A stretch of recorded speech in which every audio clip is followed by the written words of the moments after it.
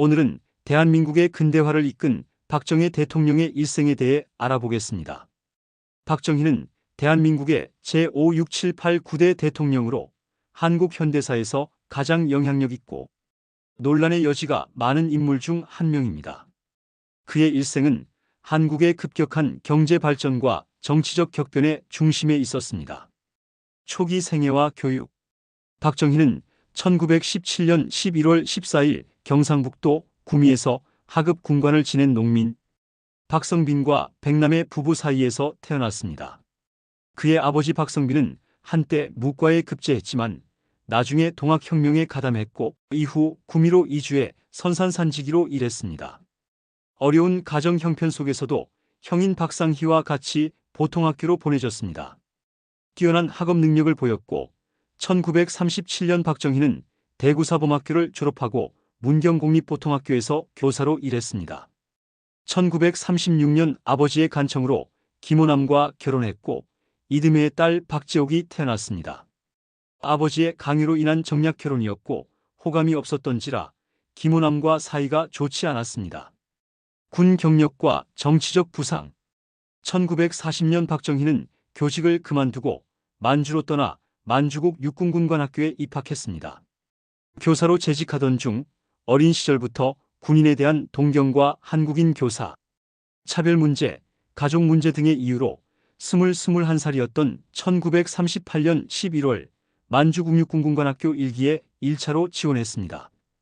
처음엔 나이 제한으로 거절당했지만 동료 유증선 선생의 권유로 탈락을 제고시키기 위해 면도칼로 새끼손가락에 피를 내 혈서를 학생시험 용지에 써서 보내 1939년 3월 만주신문에 게재되었고 이후 고향 선배이자 당시 시험관이었던 조선인 출신 만주군 간도특설대 대위 강재호가 신문을 보고 후원자가 되었습니다.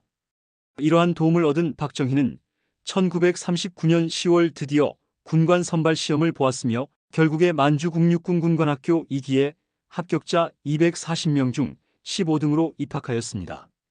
이때가 1940년으로 박정희의 나이는 23세여서 보통 입학생은 17, 19세였으니 나이차가 꽤 있었습니다. 1944년 4월 일본 육사 57기를 3등으로 졸업해 견습군관으로 관동군 635부대에 배치되어 복무했습니다. 이 시기 그가 배운 일본식 국가발전 모델은 후에 그의 통치 철학에 큰 영향을 미치게 됩니다. 1945년 일본의 패전 후 박정희는 한국으로 돌아와 한국군에 입대했습니다.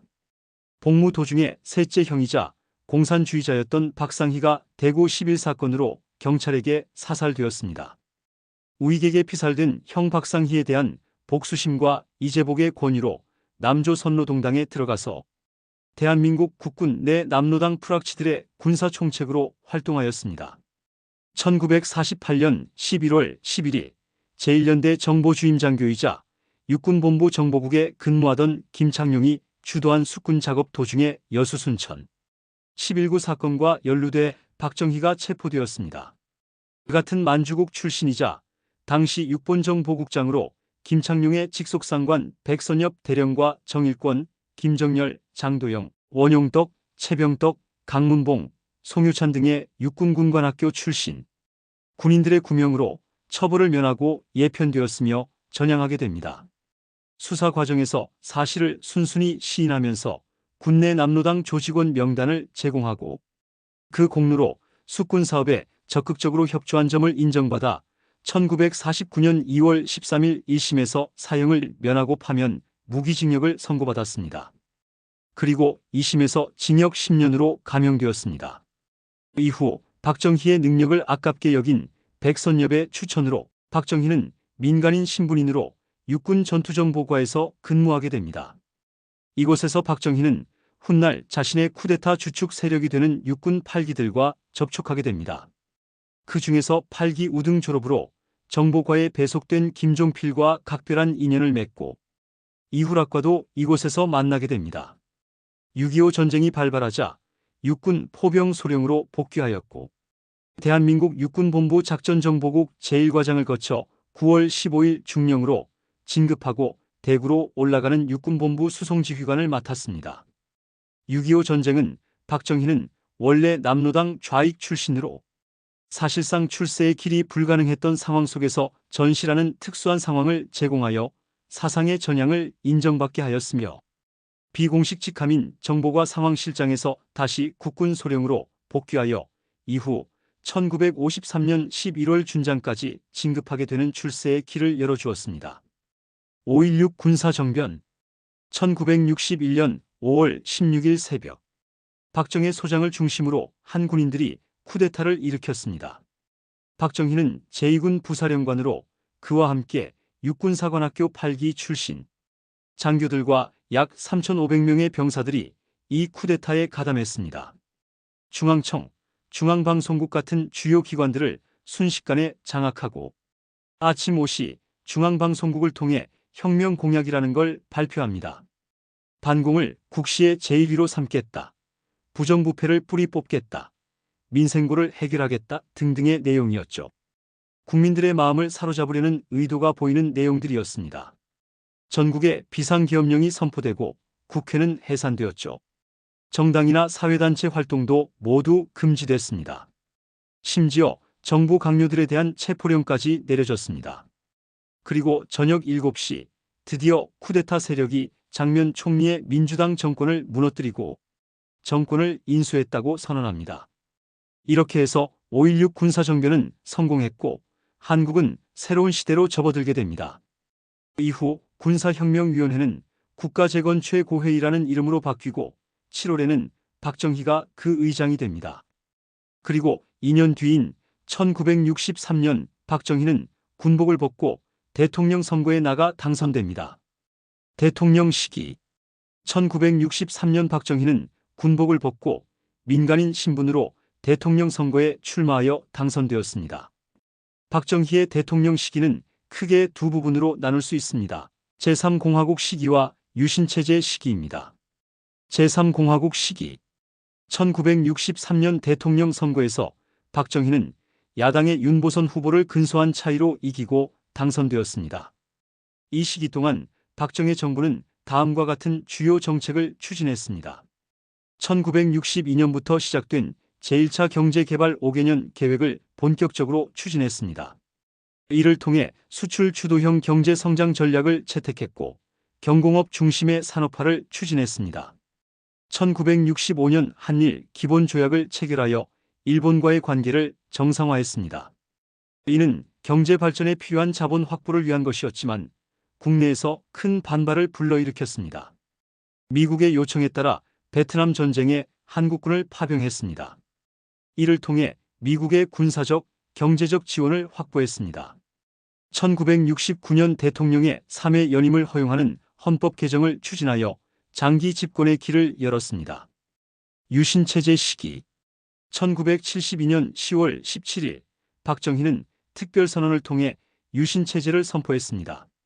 이 시기의 주요 특징은 다음과 같습니다. 권력 집중 유신헌법을 통해 대통령에게 막강한 권한을 부여했습니다.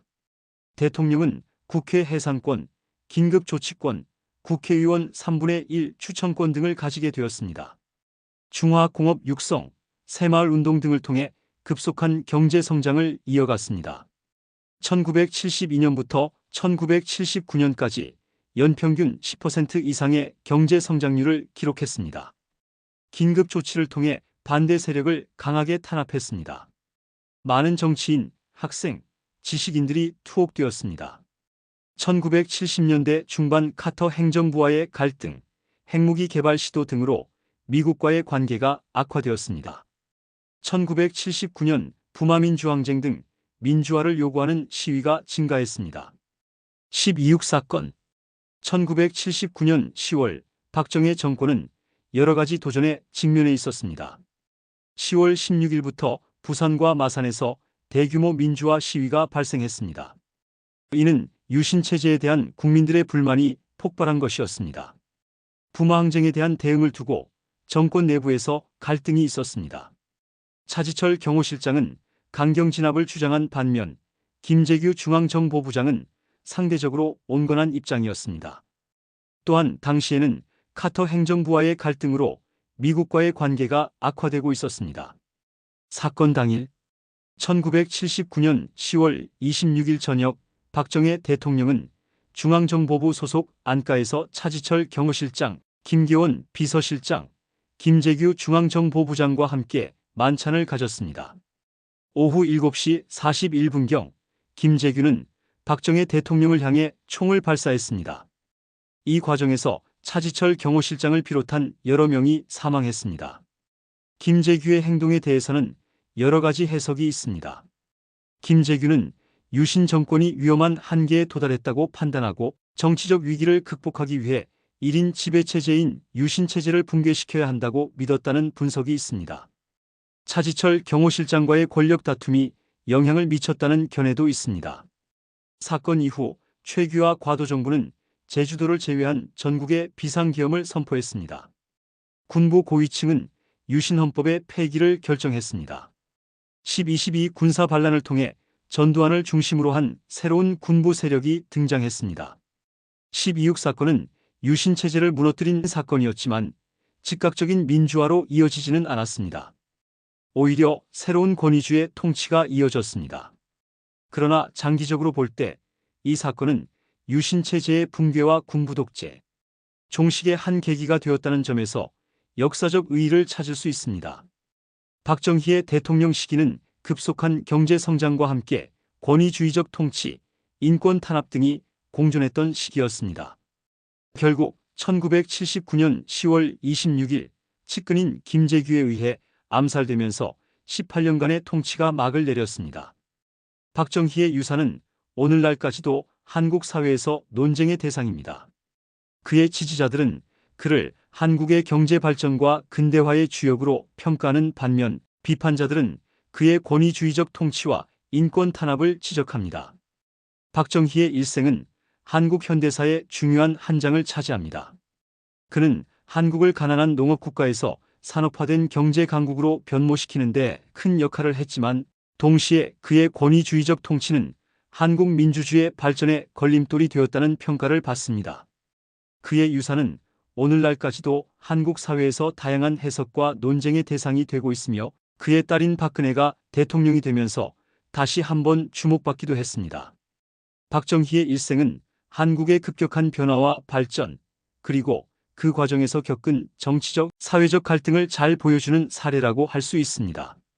그의 업적과 과오에 대한 평가는 앞으로도 계속될 것이며 이는 한국 사회가 자신의 역사를 어떻게 바라보고 해석할 것인지에 대한 중요한 척도가 될 것입니다. 지금까지 비하인드 스토리였습니다. 감사합니다.